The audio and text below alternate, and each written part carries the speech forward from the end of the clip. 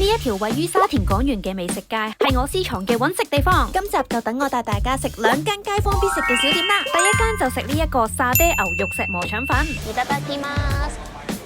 哇，好好食啊！少少辣辣香香咁樣，同埋佢有少少鮮牛肉、沙爹醬，有啲辣椒啦。我想分出咁樣就唔係太薄嗰隻石磨腸粉嘅，佢都偏厚身啲，食落去係煙煙韌韌嘅。